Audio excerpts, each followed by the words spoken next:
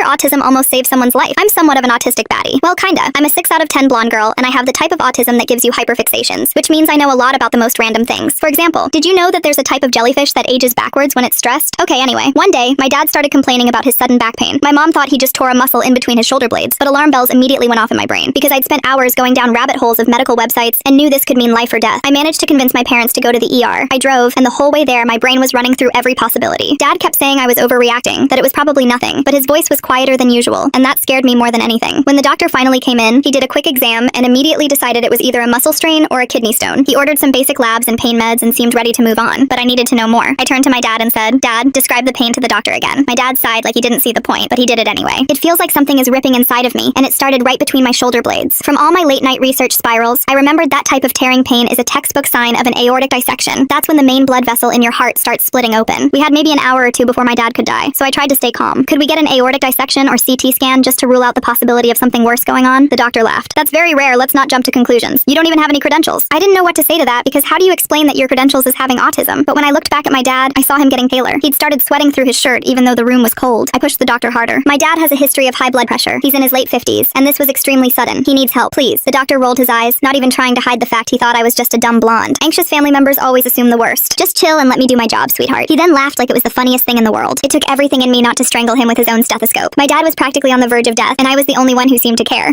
"Can you at least check his blood pressure in both his arms?" The doctor walked out without saying a word. Classic public healthcare. Then my dad groaned and said the pain was spreading down into his stomach. I felt ice in my veins because I knew exactly what that meant. It was getting worse in real time, right in front of us, and we were just standing there arguing about whether I was being dramatic. I rang the buzzer for the doctor again. Buzz. As soon as he came back in, I bombarded him with requests. "It's progressing. Please, do something. Order the CT scan." "CT scans aren't just given out like candy, sweetheart." He said it so casually, like my dad wasn't sitting right there looking like he was about to pass out. His lips were losing color. When the doctor saw the tears in my mom's eyes, he finally seemed a little concerned. But instead of ordering the scan, he started talking about monitoring and waiting for the lab results to come back. I responded, "My dad doesn't have time for labs. The dissection could rupture any minute, and then there'd be nothing anyone could do. I told you to stop escalating this and let me do my job." My dad's hand found mine and gripped it hard. He whispered in my ear, "Something is really wrong." I looked at him. I realized that if I backed down right now just to be polite, I might watch him die in this room. We maybe had 30 minutes left. The doctor turned and walked toward the door, so I stepped in front of it and blocked his way. The room went completely silent. My mom stared at me like I'd lost my mind. I spoke anyway. "If you walk out of this room without ordering that scan and my dad dies, I will make sure everyone hears about it. That you ignored all the textbook symptoms. Your life will be over." My voice was shaking, but I didn't move. "I will call security," he said, towering over me. I still didn't move. The doctor looked at my dad again. Really looked this time. He ordered the CT scan. I stood in that empty room shaking, replaying everything, terrified I'd been wrong and made a scene for nothing. 30 minutes later, the doctor came back. His face was completely white. They needed to do emergency surgery on my dad immediately. The surgeon told us later that if another hour went by without the surgery, my dad would have died. I knew I was right. Anyway, fuck bitches get money.